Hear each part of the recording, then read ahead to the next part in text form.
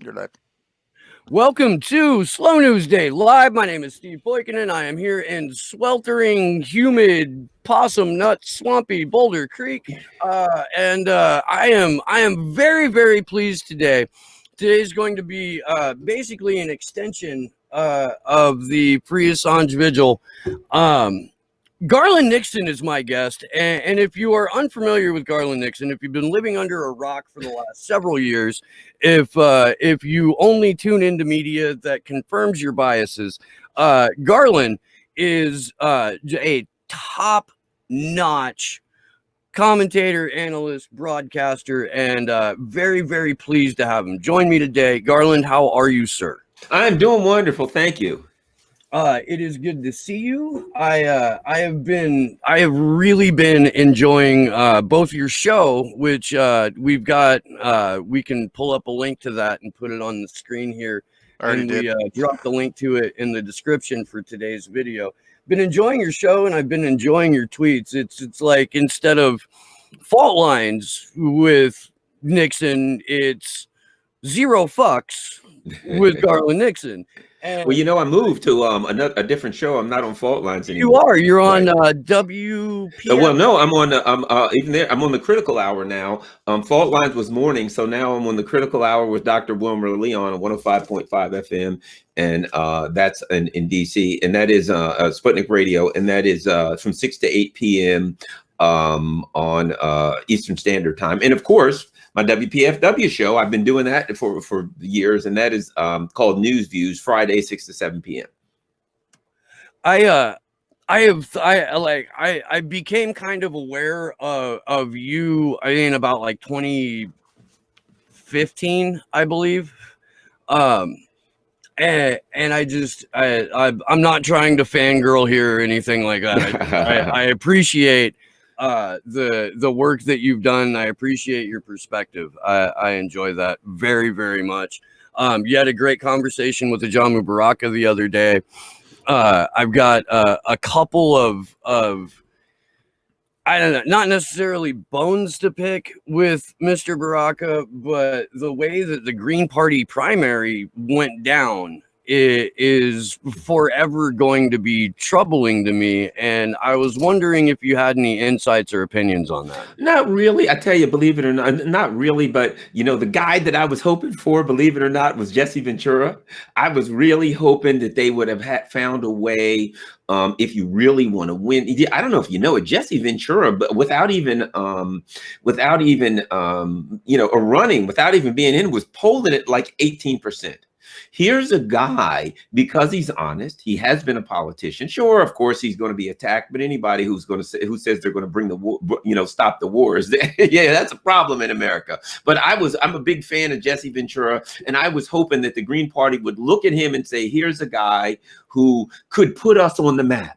Here's a guy who could get in a debate, who could be high enough on the, who could get a high enough percentage of voters that they couldn't keep him out of the debates, and could get in the debates and raise hell. It could really expose this machine for who it is. So I think the Green Party missed an opportunity of all opportunities. And I'm going to tell you, if I was Howie Hawkins, a guy who did some Russiagating, which but at any rate, but he's got a lot of good perspective. If right now, if Garland Nixon, the Green Party had said, Garland, you're our guy, you can run. If Jesse Ventura was available, I'd get the hell out of the way and say, okay, here's what I'm going to do. Jesse Ventura is my guy. I'm getting out of the way for the good of the order, for the good of all, because he would have brought in so many other people, and he could have opened up a new conversation in America. So, I got a problem with them. I'm all for third parties, and I'm not going to oppose a third party with a different perspective, but I think they missed an opportunity of a lifetime here. You know, on the surface, I agree with that 100%. I do. I think it would have further bastardized the Green Party's nomination process. Now, if Jesse back in November or October of last year would have said, exploring the possibility of running for the nomination for the Green Party, I'd like to, feel this out and see what kind of support I have and do it through the nomination process. I would be, much, much more on board. But for him to kind of tease it and then just sort of disregard what all of the other Green candidates had to go through and all of the hoops that they had to jump through. In my opinion, at any rate, kind of would have served to cheapen the process even more than the Green Power faction saying Howie Hawkins is going to be the nominee. Now here's an extra set of hoops that the rest of you guys have to jump through that we know you won't be able to meet. And oh, by the way, state Green Party leaders are also working for the Hawkins campaign. I've spoken to Ian Schlackman a number of times. He's a friend of mine, friend of the show. And boy, did he just let it all out about a month ago with all of the shenanigans that took place in the Green primary. And so I'm of two minds. Like, I think Jesse Ventura as a candidate is kind of a cipher, he could go many different directions and speak to them all with experience and authority. So I do think that out of anyone whose name has been mentioned, aside from maybe Gloria LaRiva, he is the one person capable of standing up to the national security state. Yeah. And see, additionally, there's so many factors here. Number one is because, people know who he is. And so immediately you'd have name recognition and people would hear what he had to say and the things. I mean, I've interviewed Jesse and, the guy is just, here's the thing about it.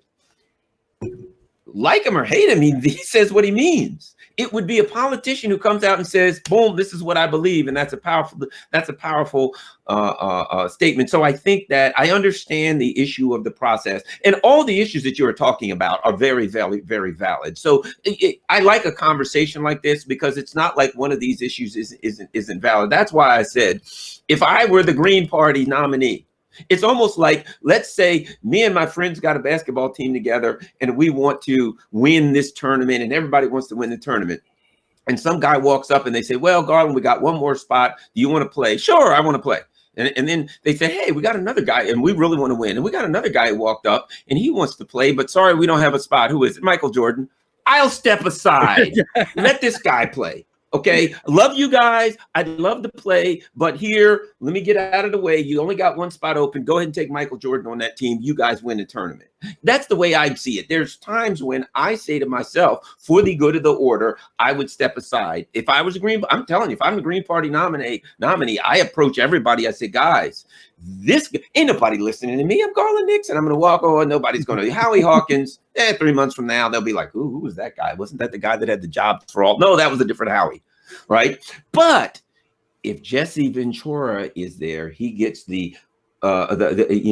everybody hears what he has to say, and he could change the conversation, which could change the course of history. And so from my perspective, everything you say is valid about the process, but as far as the total outcome, and I'm not condemning anybody within the context of this process. I'm just saying if I'm me, for the good order, I get the hell out of the way and say, Jesse, you take it and run from here. That's just me. That's just who I am as an individual. So I'm not using that to say the process should have been anything different than it was or shouldn't have been. All the critiques are valid. And that is, I mean, that's a reasonable and responsible approach. It is that you just stated. It is. It begs the follow-up question: does a third party getting that magic 5% and matching federal funds, does that substantively change America's fundamentally rigged electoral system? Well, it doesn't. I tell you what will make a difference to me, and that is and this system is so rigged, I don't see it could happen, but people say a third party doesn't matter. Let's say a third party, let's say the Green gets 2 senators, right? And this is where it could make a big difference. Let's say the Green Party, whatever, the Green Party per se, they get 2 senators. Usually the Senate is like, 51, 49, et cetera. So now what could happen in the Senate is you could have them tied 49 each. And both parties are saying, hey, caucus with us, we control the Senate. And those two people say, well, we may. What's in it for us?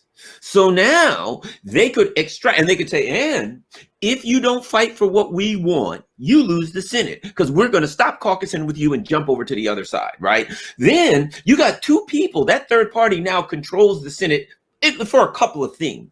Right now, it's almost like a parliamentary system. It's all or nothing. So now a couple of Green Party people in the Senate can make a difference and say, I want X and X, whatever it is. And whichever party gives us this is the party that controls the Senate. And those parties really got to think. And now they got to start negotiating with those two senators. Well, we won't give you this, but how much that, blah, blah, blah. And they could extract something of great consequence if the CIA didn't rub them out, which is probably the more likely to the CIA be like, oh, they got a lot of power. Hey, that plane that they're on could go down in a remote mountainous region somewhere in the Andes.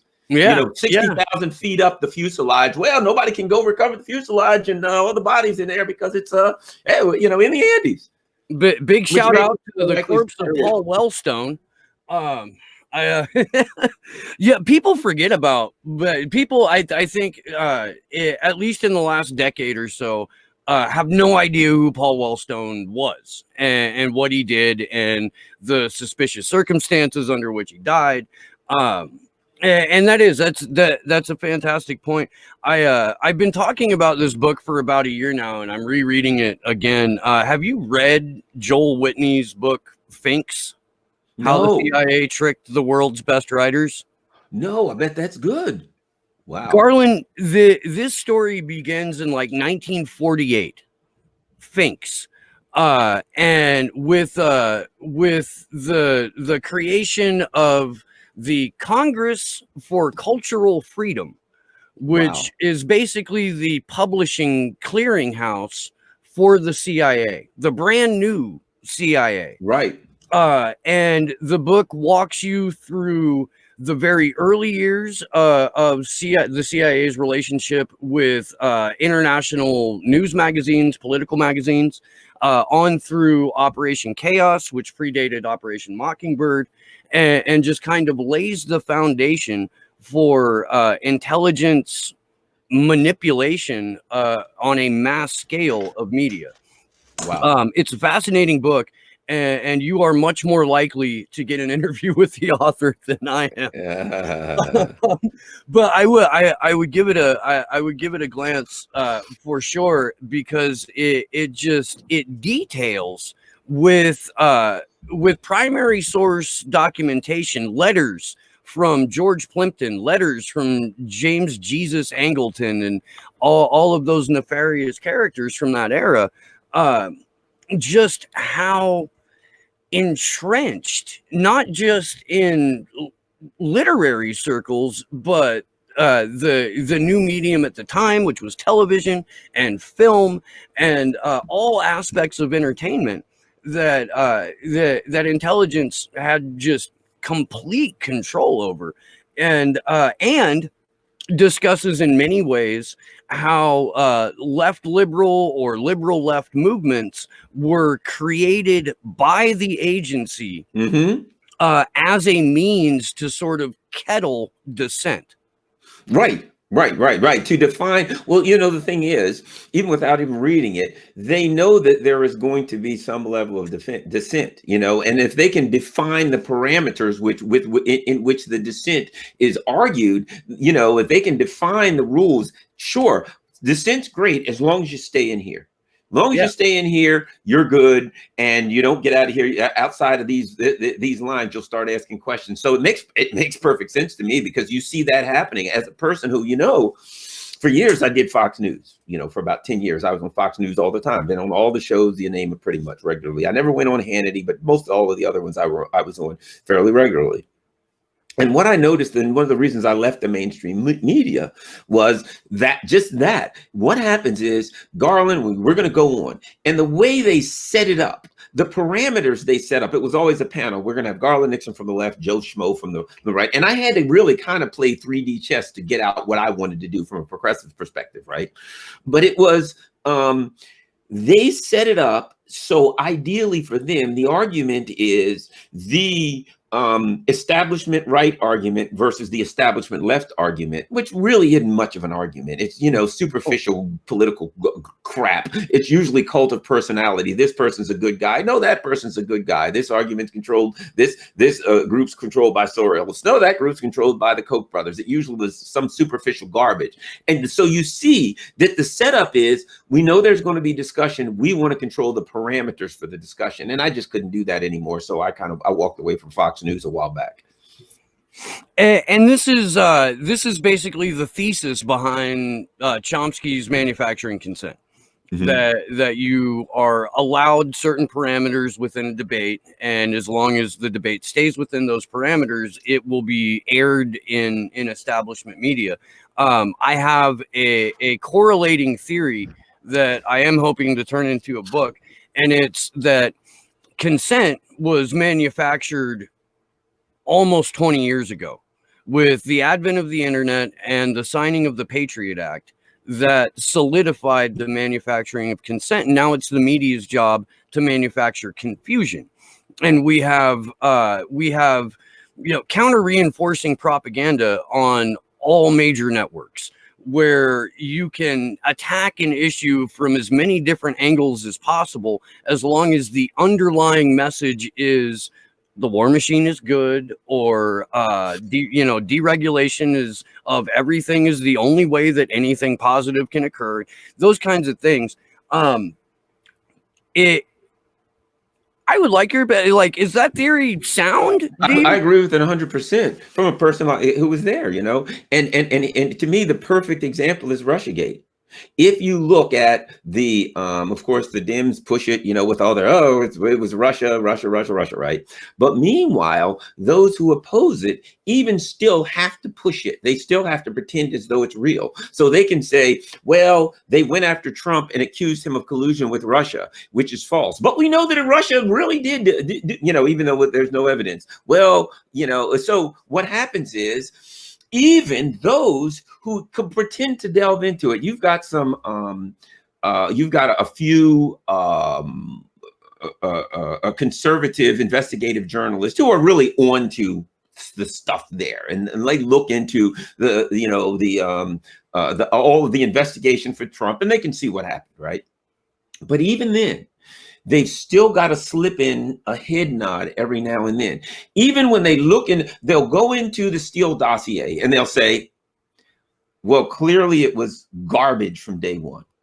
Clearly, the FBI did an investigation very early. They got to Steele's so-called sources, and Steele's sources said to them, I just made this up. None of it's true.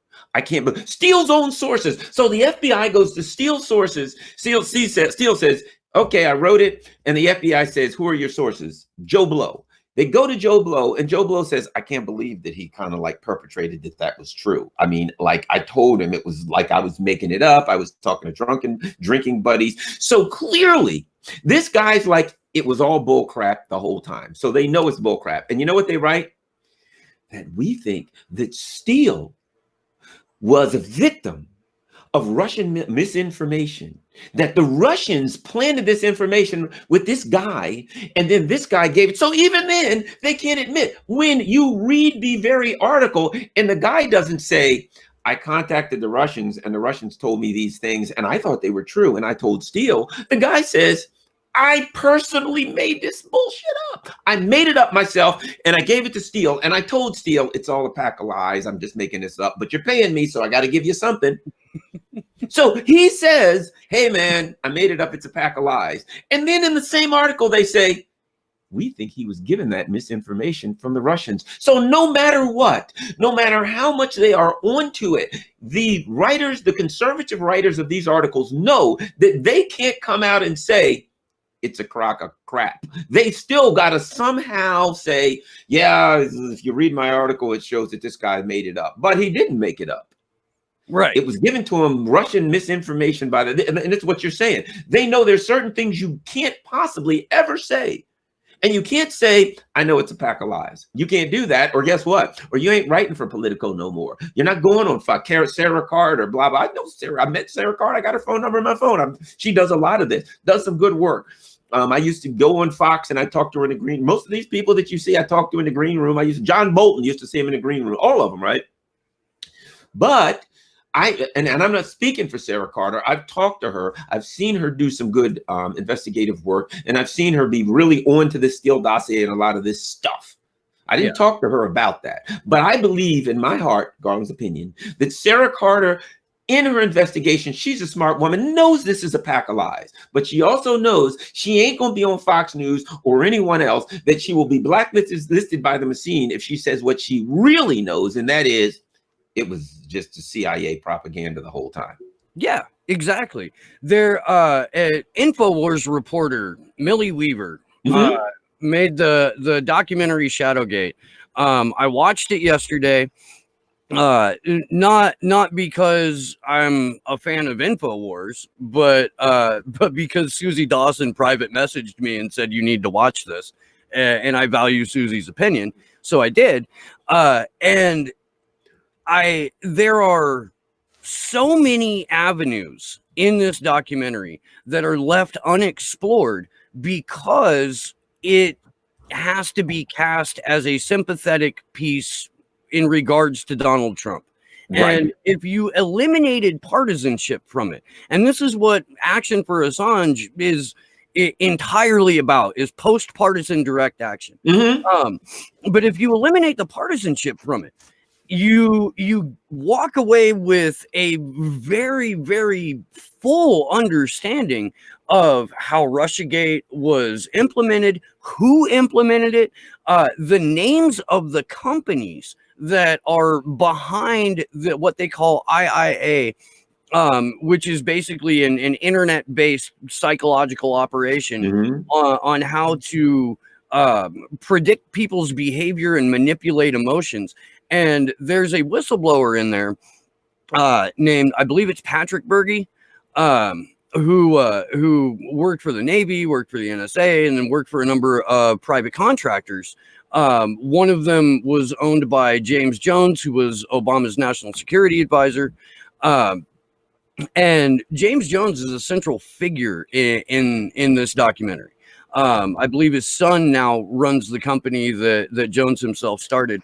But it centers around this program called the Shadow Net. And for those in the audience that are watching, or if you're not familiar with the Shadow Net, what it is a manipulation tool where you can call up any individual, Garland, Nixon, Steve Poikonen, Sleepy Josh on the ones and twos here, and that's under the heading target.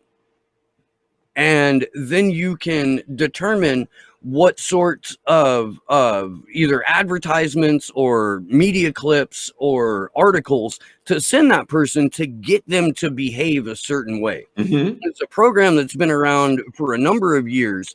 I believe 2007 is when it was originally implemented, according to the documentary. And we saw the results of that in the 2008 election. We saw the results of it in the 2016 election. We're looking at it right now.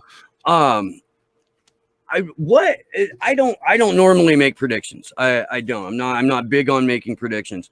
But I have a feeling that the 2020 election will either be postponed, suspended, or such a clusterfuck that there will be a pre-programmed violent reaction in order to ensure an equally violent government crackdown. And well, your opinion on that? And it was somewhere, some form of the latter. I think in that definitely it's going to be a complete and absolute mess. We've got the whole thing with the issue of mail-in voting, and of course the current administration trying to screw up the post office to give them the obvious out, screw the post office up, and then say mail-in voting was a problem. So we've got that issue.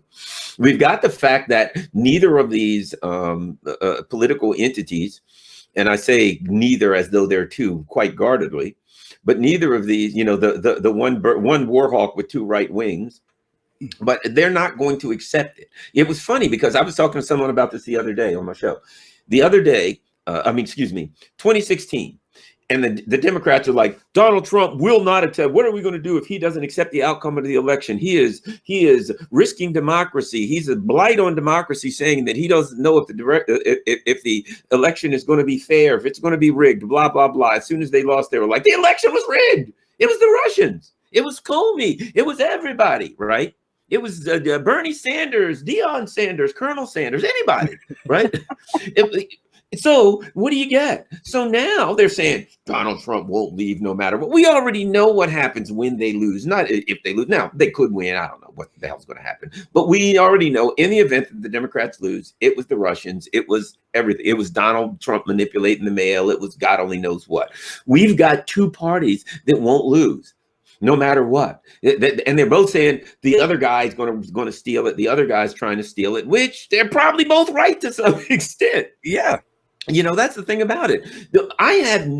After watching the Democratic primaries, you know, the issue of voter suppression is out there. Yes, clearly the Republican Party is doing everything they can to address, whether it's minority voters, whether it's college town student voters, you name it. They're doing everything they can to steal the votes and block the votes of people who don't vote for Republicans.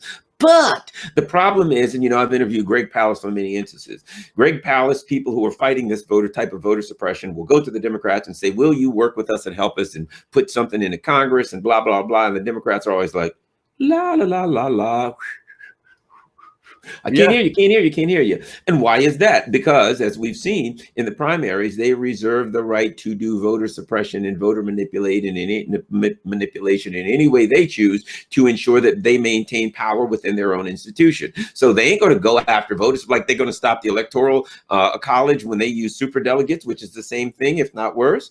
So the Democratic Party has to maintain they have to maintain the tools by which they maintain control of their own institution, which are basically similar to what the national tools are for the people in charge to maintain overall control. So they ain't going to say nothing about it. But after they lose, they can't look in the mirror and say, we screwed up again and lost to Trump if they lose. And the first time. So it's going to be, as you said, it's going to be a mess on so many levels. You know, it could end up in the hands of the Supreme Court. We could end up in the hands of the Supreme Court again. And as you said, there's a lot of people with guns. If Trump loses, they may be out. Oh, we're going to kill people who stole the election. And God only knows what the Democrats are going to do when they blame the Russians, the Chinese, the whoever, Martians or whatever. It's not a fun time. But that is what America has devolved into now. America has devolved into the clusterfuck nation. And we've been, it's not even so much a de-evolution as a direction. Like we've been guided into this place where we've got an overt fascist versus a covert fascist. And who's not even that covert about it, and who is, I've been on record a number of times stating, giving statements that are much further to the right than at least candidate Trump. Yeah. And then there's Kamala Harris. And I live in California. I've been here for almost 20 years. Number of friends in San Francisco. I briefly lived in San Francisco at the tail end of the Willie Brown era. And we know who Kamala Harris is. We know her record. We know her MO, to the point where she was placing 5th in her home state during the primary, where she received I believe it was the second lowest amount of African-American support, only behind CIA Pete, who had none. Right. And in the middle of a summer where tens of thousands, if not hundreds of thousands of people are in the street demanding some goddamn police accountability, the Democratic Party goes, I want the remorseless cop to be the vice president. I don't believe for a moment that it was Joe Biden's decision. Not right. Joe Biden's decision. Is he capable of making a decision? I think he can choose between vanilla and strawberry ice cream. I think that's about as far as that goes. but he can't tell you which one he chose. But he doesn't know the flavor. Yeah, I was watching it. I was watching him. It's a sad state of affairs. I was watching him introduce Kamala Harris, and I just watched really closely and watching listening to his language, and you can see his words are very slurred. He's like, I want to introduce you, President. And he was saying vice president, but it came out like vice president, you know, and you listen to a lot of where it was like vice president, you know, it's like he'll be talking and his words go into a slur and come back into a slur and come back. And you're like, oh, good God. He was bad. First of all, his policies are bad enough if he's completely mentally and emotionally healthy. But when I see a party who's put out this guy as a nominee, I'm like, what is this? It ain't a political party anymore. You know, it's an elite club. You know, it's like just like, you know, if I drive up to Bethesda, the Bethesda club, right? There's a bunch of rich people in there doing stuff. That's all it is. It's not it's not a party anymore. But the poor bastard's mentally, and he's out of here. And oh God, you're right about Kamala Harris. Let me say this about her. When you look at who's happy right now, the wealthy people in Hollywood, hooray, woohoo! Big tech, yay! The NATO people, the war machine, hooray! The Wall Street people, go CNBC. I put up the article. CNBC are like the people on Wall Street are very happy with her. The constituency of the Democratic Party is thrilled.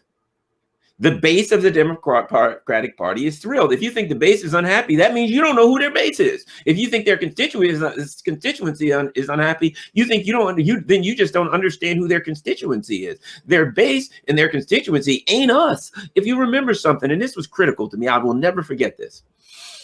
During the primaries, one of the things that happened was Bernie was starting to look like he was going to run away with it. And it came out, and Barack Obama never denied this. They said, Barack Obama said that if it looks like Bernie's going to run away with it, that he'll step in. That is a powerful, powerful statement. What does that mean? That means this. If the voters decide that they want, and remember, run away with it. That's what he said. If the voters decide overwhelmingly that they want a candidate that our donors and the elite rulers of this party disapprove of, we will step in and we will thwart democracy. There ain't gonna be no democracy in this party because this ain't a party. We want to create the illusion. We want to say, come vote. You must vote in the primaries. But if overwhelmingly you guys come together and you say you want Bernie, well, then voting ain't going to do any good. Because we're going to step in and we're going to fix that. And we're going to make sure that our donors and us get the person that allows us to maintain a tight control of our institution and to keep our donors happy. At that point, how do you stick around there? Them telling you the truth, that it ain't a party. At that point, if you stay there, then you're like, it's like watching championship wrestling.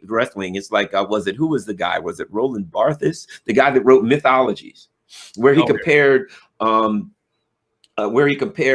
politics to championship wrestling. You look at it, you know it ain't true, but it feels good. It gets you excited. You got heroes, you got villains, you got people flying off the top ropes. The guy's faking an injury. There may be an injury. It feels like reality, and you know it feels like reality. So you enjoy something that feels like reality more than you would enjoy something that was real. That's where it is now. It's championship wrestling. The people there, once you hear one of the leaders of your party say, look, if you guys overwhelmingly pick this guy, yeah, we'll stop that. So it is clear the cat's out of the bag. You know, it is an illusion of a democratic process. There's no point in us having a primary, but we want you guys to enjoy this championship wrestling match. And I'm going to get up front and I'm going to say, I'm going to beat up Donald Trump. I'm going to come off the top ropes and put him in a camel clutch. And then I'm going to hit him with some chairs and I'm going to take him out. That's what you want to hear. It's taking me back to my childhood, man. It really is. And you're so right. And Bill Clinton put the cherry on top of that at John Lewis's funeral. Yeah. And look at how anyone could see the slightest bit of legitimacy after Bruce Spiva, the attorney for the DNC, said in open court during the DNC fraud lawsuit case, technically there's no such thing as a Democrat. The DNC is a private organization that has no obligation to follow its own charter or rules. If we want to, we can pick our candidates in a smoke-filled back room. This primary is about fundraising. Like, came out and said it as clear as you could possibly state it, and yet Bernie Sanders runs again. The exact same thing that happened to him in 2016 happened to him in 2020, which begs the question, and I have very strong opinions on this, as the audience knows, but is Bernie Sanders' role a legitimate political opposition, or is his hip hop name Sheep Doggy Dog? Well, and here's the thing about it. It's another one of those instances where I think to some extent Bernie believes in what he's doing, and Bernie really saw himself as a legitimate candidate and thought he had a chance to win, right? But that being said, Bernie doesn't have a deal breaker with the party. He's, just like someone who has an abusive, partner, and they don't like the abuse, and they read a book on abuse and they realize they're in an abusive relationship. But it ain't a deal breaker with them, and they're angry at the abuse, but they're still going to always go back to the abusive. They're comfortable in that relationship, and they ain't comfortable. They're familiar with the relationship, and they would rather have familiarity with comfort. And to some extent, they mistake familiarity with comfort. So Bernie's like, yeah, they're abusive, they're beating me, they're robbing me and stealing me. I think I can try it this time. Maybe they won't this time. So he does it, and they do it again. And basically, you look at Bernie and you say, "Is that enough for you?" And Bernie says, "I'm still going to stick around here with this party, even though they're liars and cheaters. There ain't no point in running again because A, Bernie's old, but B, he already knows the outcome. It would be a joke. It would be a farce for Bernie to run. If he was young enough to do it, it would be a farce for Bernie to run a third time. It was a farce, to be honest, the second time. Once it got to the end, you look backwards for Bernie's second run, and you said this was, the Naked Gun 33 1/3. This was Get Smart. You know what I mean? Really, what I'm looking at here. Yeah. And ultimately, it's not. Do I think that Bernie deliberately did that? No, I don't. Do I think there's some value to Bernie changing the conversation? Organically, yes, because he talked about something. Bernie did some very important things. You can be mad at him and say sheepdog people, and all those things are valid. But there were some important dynamics that happened organically because Bernie Sanders was there, and because even for me, there were a lot of people woke up because Hillary was there, and they're like, yeah, well, I don't like Hillary, but I guess she's okay. And then Bernie popped up. They heard what Bernie had to say, and they said, holy shit. When I look at the contrast here, she ain't okay. And holy crap, maybe there is another opportunity for other things and other politics and other policies. So the dynamic of Bernie, what Bernie Sanders was, and the movement that he created was very, very important and critical, and I'm glad it happened. That being said, I think Bernie Sanders, it's interesting when you talk about so many people who are diehard Bernie Sanders fans, with the exception of the ones who still always kept one foot in the Democratic Party, so many of them woke up, and they woke up to say, okay, this is a bunch of crap over here, and we want these other policies. But they looked at Bernie and they realized who he was. Bernie is a person, as Chris Hedges says, Bernie has said, I don't want to end up like Ralph Nader. He's a person who's, going to try to run a second base and keep one foot on first. It's not possible to do it. But what happened was good. And now Bernie's not a part of to me, he's not a part of he's a sad and tragic figure that did some good things. And now he's not he's not part of my conversation really that much anymore. Right. No, and look, when committee appointments are more important or seem to be, and legacy, legacy too, his legacy. He doesn't want to be, again, he doesn't want to be the guy that people look backwards and say, well, Bernie screwed everything up and blah blah blah. Well, and that's a master stroke of propaganda in and of itself. People are still to this day blaming Ralph Nader for George W. Bush. There's an essay that I mention frequently called 3 Cheers for Socialism. I can't remember the name of the author off the top of my head, but it is well worth a read.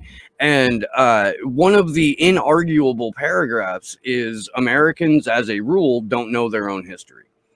And I think that is so systemic and endemic of what our problems are as a nation, that we are mistaught history, that we think that, unions are corrupt, for example, that unions are corrupt because, they're ran by filthy communists who only want, to entrench their own personal gain as a result of being part of a union. Not that there has been a near century or a more than a century long war against organized labor in this country.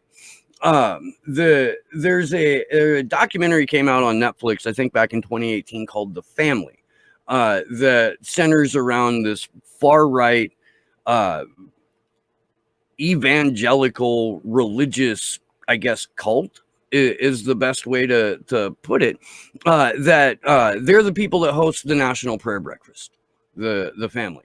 They're the people who organized that group of faith leaders in that picture where everyone's laying hands on Trump right after he got inaugurated. That's them, and their origins come out of Seattle in the 1930s as business leaders who crushed the labor movement, and that's how they got their bona fides. And without an understanding of even just that part of history, you could easily be swayed that the Democratic Party is the party of the people, or the party that has union support, or that unions as they exist in 2020 are a fundamental force for good, rather than gatekeepers who are working against the rank and file on behalf of management.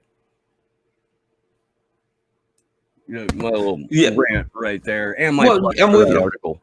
Well, the other thing about it is, and it's even worse when you talk about Americans don't know their history, and you were getting at this, and it's something even worse. They know a false history. You know what I mean? It's not just that they don't know their history. They know they've been given a history that, exactly as you were talking about unions. They've been handed a history that has no relationship to the real history. So then we say all kinds of things that are taken to be true, and Americans are like, yeah, well, this is true. And you just scratch your head like, no, that's like nowhere near the truth. And we've been going through that, and we talk about fascism, and we don't realize, look, America for many years was an extremely fascist country. I mean, we say we had slavery. How can you have a country with slavery that's not a fascist country? We talk about the Jim Crow, but we don't use words like apartheid. I just use it. America we were a fascist country. We were an apartheid country. We would never apply. Oh yeah, Hitler history. Germany was fascist. Well, they had work camps and death camps, right? We had pretty much the same during slavery. They were work camps, and you died there, so they really were death camps. So America was fascist, and then of course afterwards we're like, yes, South America practiced apartheid. America practiced legal. It was apartheid. There were laws that said based on your race you can or can't do that. That's apartheid that were enforced by the government.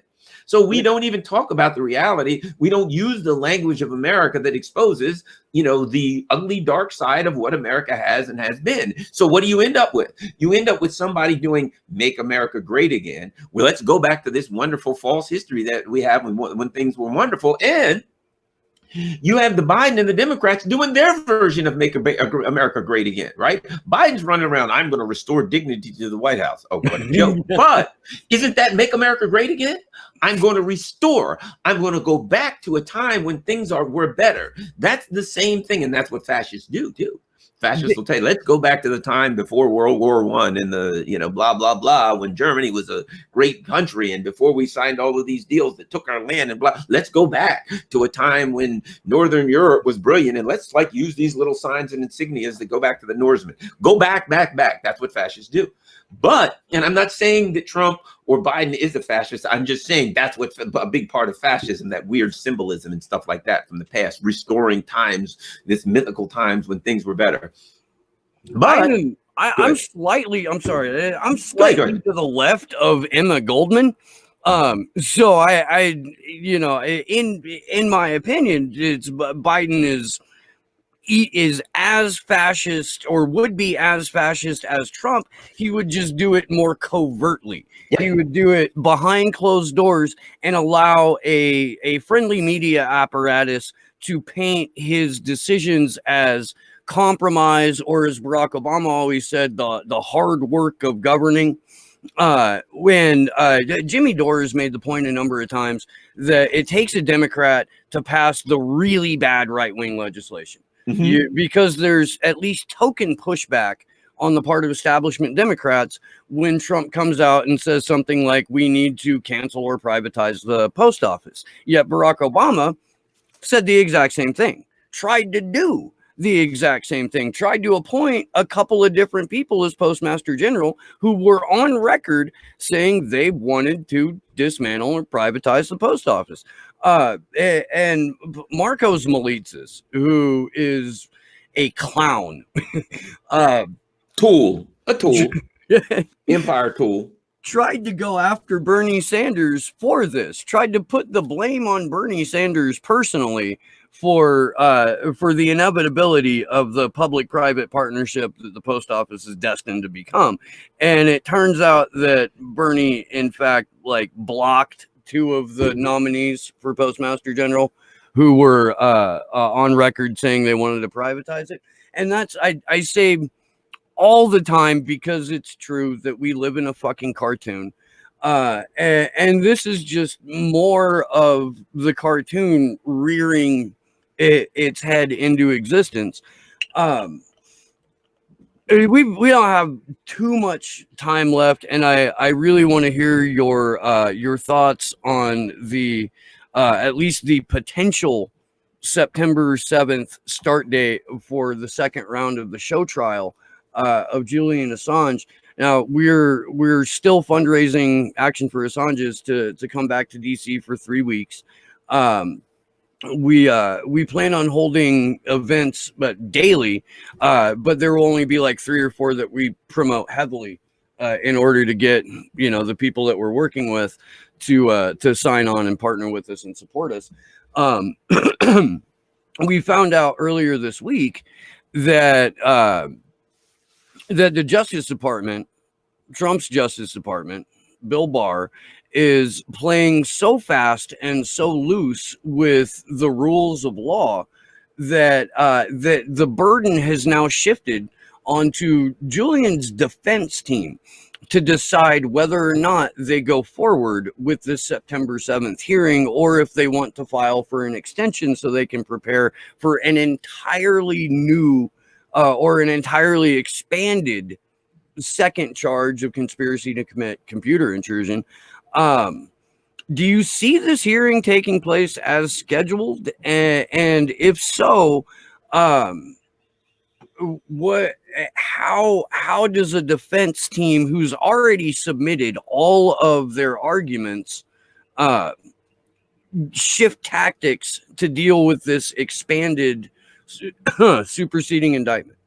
Well, the problem is, in all reality, when I look at this, I'm completely and totally pessimistic, and I see this thing as just a total and complete fraud. In talking to John Kiriakou, interviewing him, he's a friend of mine, discussing and talking about what happened during his trial. He was the whistleblower for the Bush torture issues, and the only person who went to jail was the whistleblower. The people who did the torture, the people who did everything horrible, nobody was punished. The only person who ever went to jail was the person who came out and it was the whistleblower. And he talks about some of the things that happened in his trial, and it's just absolutely hair-raising when the judge makes a finding. The judge makes a decision on behalf of the defense and says, okay, you're right.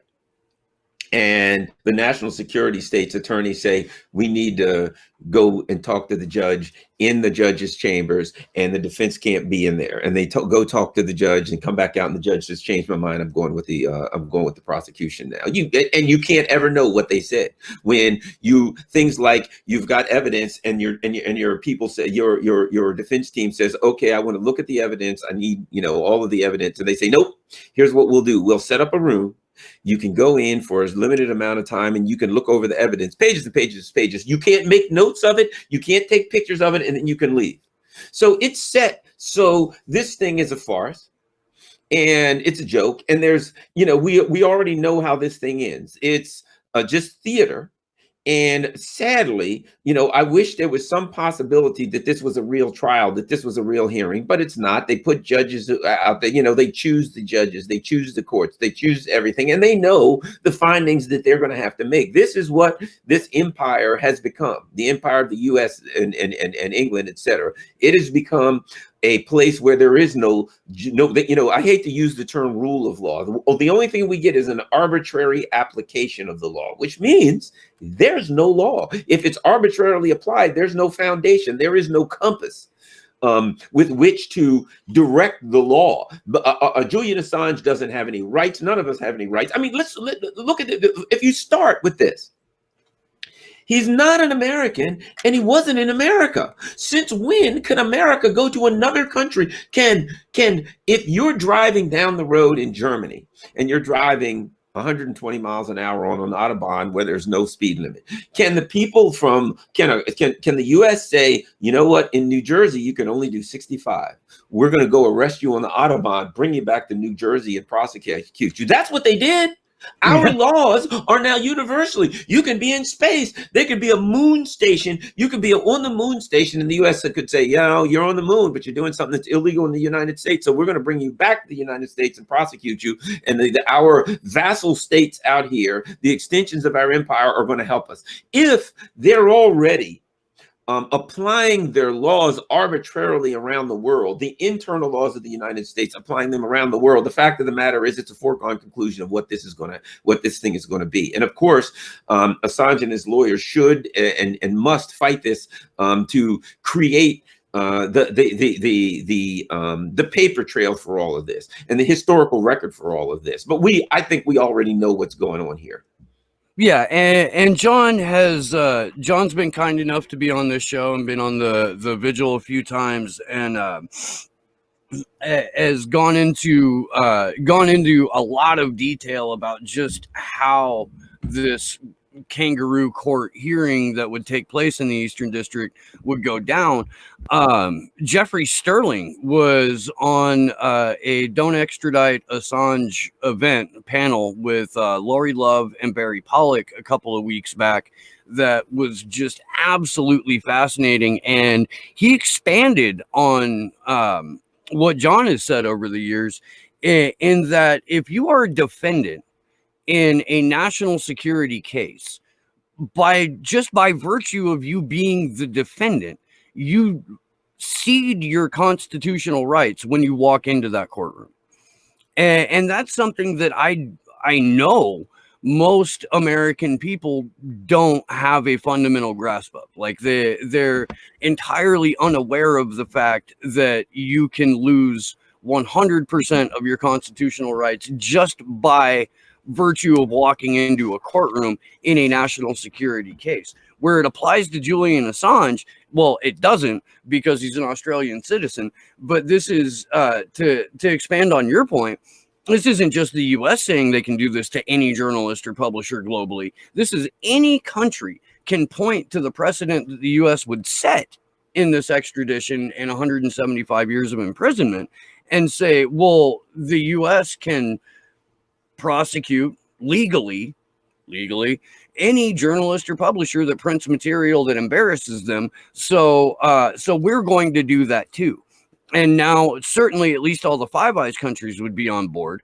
But you've got any other country, and we can raise the specter of China or Russia in this too, and say that,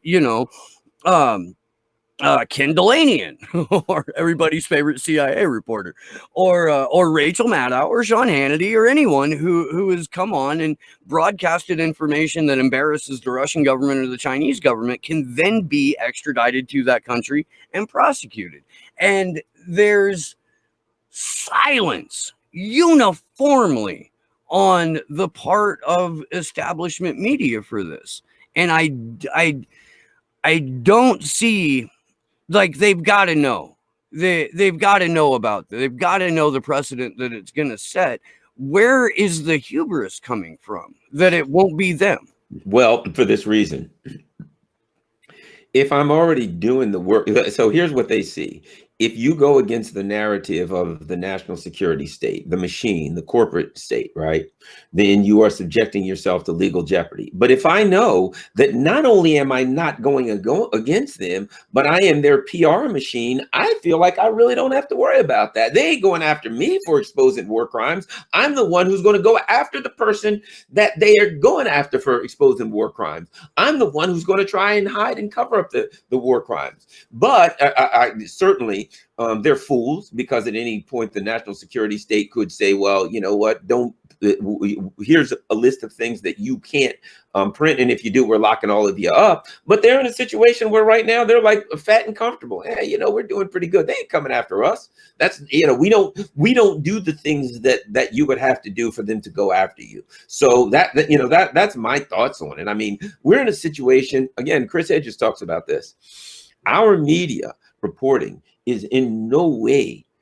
based on, if it ever was, I don't know, but at least anymore, it's no longer based on verifiable facts. I mean, they can just say anything and just say it's true. It's absurd to watch, you know, what happens to watch Fox, watch CNN, watch MSNBC, read the New York Times, the Washington Post. You just shake your head from some of the garbage that you're reading, and like, this is, you know, this is unbelievable that they could put this stuff out. So no, they're not worried about it, because I'll put it like this. Am I worried about my fist balling up and punching me? No, it's my fist.